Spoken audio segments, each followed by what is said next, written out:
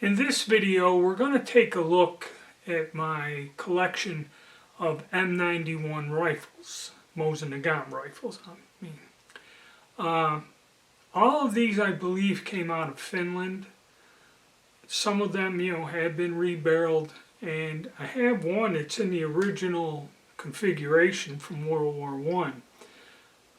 I don't know how difficult it would be to find an actual Russian M91 that did not end up with the Finns, because what Finland did is after World War I they decided they had a bunch of M91 rifles and they decided to adopt it, and how they went about it is they really never manufactured a receiver or a bolt for any mosin nagant. Barrels, stocks, sights, and all the barrel bands and such, they did manufacture, but never manufactured in all the years a receiver or a bolt. They just reworked the guns. So that's how we ended up with these. Is at the end of the war, they decided to standardize with that rifle, and they looked at what they had there. And basically, if it was serviceable, each gun went through an inspection process. If it was serviceable, they reissued it. Now, they were given guns as war reparations from Austria, and I have one we'll go over and I'll show you how it got there. Austria gave that to them as war reparations, and post-war they went around in the 20s and 30s and bought all the M91 rifles they could find from any and every country that had them in stock, or after the war ended, whatever was there, they bought it up. And that's how you get this whole mixture of all these different guns, different markings, and everything else. Okay, so bear that in mind. And I'll kind of point out some of the features that vary on each one of these, and some questions after looking at these guns closely, after studying more about it, more questions. Alright, so let's take a look at the four guns that I have. First up, and this is the first one I bought, and I bought this at a gun show. I just found a bunch of these, a pawn shop was set up, and they had several of them. And this one is a Westinghouse rifle.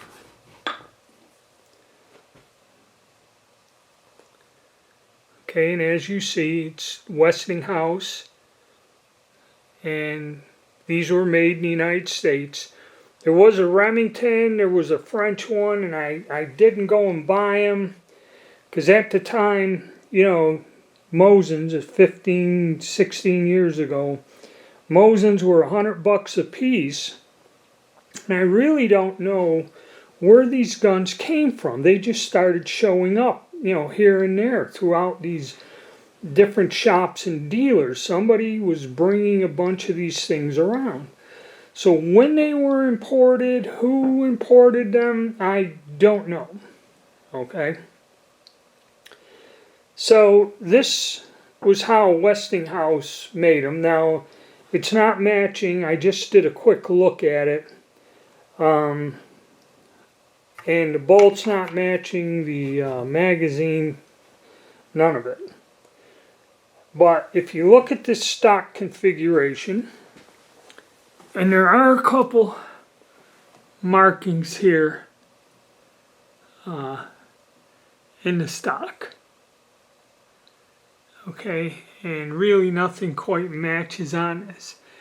And again, this stock, if you go to the Thin Line website that lists all the different variations of mosin nagants in different countries, this style stock, if we look, is an earlier one. I guess when they listed all the Russian variations, there's like 9 or 10 of them. Okay, And this one here has an earlier style upper handguard. And we'll notice that when we look at the other rifles. And another thing, a lot of people ask, these little tiny screws you see here and you see here by the barrel bands, the Finns put them on there. And if you notice, the barrel bands aren't tight, but these little tiny screws keep them from moving under recoil. And the sight, the older style sight, this one's been regraduated here and then crossed out on the other side. And I'll talk more about the sight picture. I got in several arguments with people about this, on how to use it. And again, the front sights, if you see, this is somewhat notched. I can see it better. And I believe that sight may have been changed from the original. It looks like a Finnish variation. And again, if you go and look up the website, it shows you all the different variations of these things. Now, as we look from the other side of the gun, there was something unusual that I noticed on this weapon. Now, I believe Westinghouse put the Imperial stamp on the guns. That all looks correct. But after a closer examination of this rifle, where the SA stamp is usually right around in here, meaning property of the Finnish Army, that is not present on this gun. So the only thing I can deduce by that is that this rifle was used by the Civil Guard, which I have a Civil Guard rifle that has an SA stamp on it, which meant that the Army actually used it later. But this one does not have an SA, which would mean that this was used by the Civil Guard. And here's a look at the other side of the sight, where they've X'd out the markings. There's our magazine housing. And basically what the Finns did is they would either counterbore these, change the sights a little, tune up the triggers and smooth them out, and then reissue these weapons to their troops. So this one here, like I said, if we notice, this has a different style upper handguard. And probably this is the closest one that I have that is still in like an original form of the Russian M91. Let's move on to the next one. Okay, the next one that I have is also an interesting gun. This is a 91 made in the Sestroryetsk arsenal. Try to get a focus on that. And it's dated 1898. Alright, has the Tsarist stamp on there. And again, the bolt, I think, has an Izhevsk mark. And again, these were assembled, put together. Retains the older style sight, the Russian sight. And this handguard is a later style. As you see, it's kind of raised up with that metal plate. And again, the little screw down there by the barrel band to hold it on. Still has the Russian sling setup. I think that front sight, I painted it to help me see it, has been replaced by the Finns. And this is the different style stock. So if this is a later style stock, being that this gun was made in 1898, the stock has been replaced. And this one also was counterbored. And the rifling is still good in it. It still shoots fine. I took it out and shot it. here just recently, and I'll go out with all of these. These guns still shoot well. And as we see, and again, it's all, the bolt has been force matched to the serial number on the barrel. The magazine is not matching. Okay, I got the camera to focus as best I could. Some of these markings are worn, but I tried highlighting them. And if you notice, there's a AZ marking on the receiver underneath the crown. That is the Austrian capture stamp. That meant this gun was captured by the Austrians, stamped with that it's serviceable and reissued during the war in time of emergency. So this gun has been around.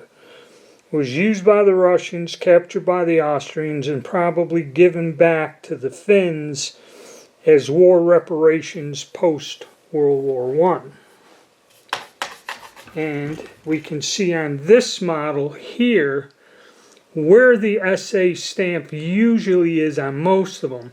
And as we notice on the Westinghouse, that was absent. So this rifle likely was overhauled and rebuilt and then reissued to the Finns. And when these guns were showing up, I mean, there were all kinds of variations. There were some made by the French. I should have bought every single one of them, but who would know? You know, Mosins were 100 or less, and you never know, but they were around. And they wanted a little bit more than a Mosin nagant at the time. Maybe another 50 or something, or 40 on top of what they were getting for the refurbed Mosins. Alright, let's go on to the next one. Alright, here's another example of a rifle. This one I picked up at an odd flea market or something years later after the Mosin craze went down. Stock's a little shady there, you know, but this is another one. Again, mismatched, force matched bolt. And this one still has the Russian barrel markings. I'll try to get a better look at that. And this one here also is counterbored a bit. So it's counterbored, still has the original barrel from, I think, it's in 1914. Yeah, there we go. Still has the original Russian scroll on there. I'll try to focus that and give you a better look. Again, old style Russian sight. And again, it's all force matched. Earlier style handguard. You see, I painted these a little white, try to pick them up. And our little thin screws. Now another thing about this particular gun is when you see one of these guns with these style sling mounts like this wire thing, and that's gone through here, front and rear, that's exclusively Finnish. The Finns replaced, instead of the little slots, the Finns would replace it with that. That is a Finnish modification. So this stock is probably a replacement stock or been modified. And again, our sights been modified. Actually, this thing shoots pretty good. My wife took this one out and shot about 20 rounds out of it just to prove that she could take it. So another one. Alright, let's go look at it from the other side. Alright, there we go. It's focusing now where I believe you can get a clear look at that.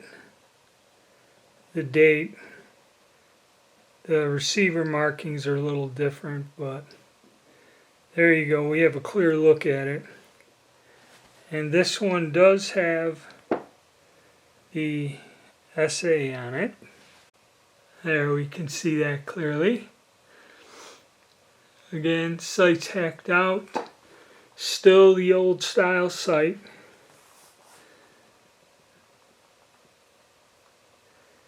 And an early style handguard. See, the Finns, I guess, recycled stocks and everything. Okay, and then if, you know, they used whatever they could and then would manufacture new. So pretty interesting. And some of these World War I features still kind of stayed with it, so you got an actual World War I style Russian rifle with the markings still on it, so you can study those. So, okay, let's go on to the last one and the newest acquisition that I got here recently. Okay, this last one is the one I bought at an auction recently, and I was lucky to find this gun. I've seen a few of these, and you'd figure by then the Finns have designed all kinds of different models, 27, or 24, 27, 28, 28, 30, and M39 by World War II. But because of war emergency, and again we have this M91 style gun with the older sights. These are unmodified, and we have a Tiki barrel with a 1942 date on it. And it still has the Russian crest on the receiver. Now you'll find some where they took an end mill and would deface that. There'd be a divot on a receiver, and some of them show up like that, some of them don't. And how this one come about is it was wartime. It was an emergency. If they had some that were still in the M91 configuration like this, still has the Russian style thing, they would reuse the stock, get a barrel slapped on there, still have the M91 sights, even though they developed a new type of sight which was far superior to this system, and they would press this into service. I've seen several of these that come in. When you go to the website, they show you all the different little front sight inserts they put in there. There's several different types. There's a lot of different styles that they used. And they're still using the old sights on this gun. Basically, I guess all they did was just re-barrel it and refinish it. This looks like it's been all re-blued and done, and stock, you know, the stock on this is pretty nice. So they recycled another stock, and this is one with a split. You can see it. I forget the reason, something about the climate or the weather. The Finn rifles have a two-piece stock where they splice them together. There was a reason for that. And again, this one, the bolt is force matched to the serial number on the barrel, but it looks like it's been just assembled from a bunch of recycled parts. And this gun shoots very well and smooth action. I like it. Out of all of them, it was refurbished in 1940 something. Probably didn't get a ton of use, but it's a nice one. Alright, we're going to wrap this up, and I'll make a couple sub videos discussing the bayonet and the sights. Okay, so that's my 4 pieces in my collection at this moment. And as usual, don't ask me, I guess opportunity knocked and I got this piece here. And now I dug out all the other ones from my collection and started fooling with them. I'm going to go out and shoot all of these again.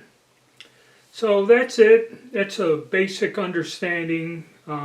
you should go and try to research and just study, even if you don't own one, just study the information and learn how to identify them and all the different features where you go running around buying stuff. That's the collection. I'm going to make 2 more videos. I'm going to do one where I show you the bayonet that goes on here, which is a little bit different.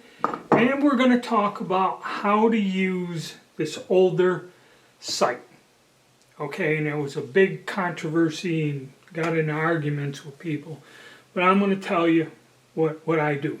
Okay, simple as that. Alright, hit the like button, subscribe, gentlemen, and stay tuned.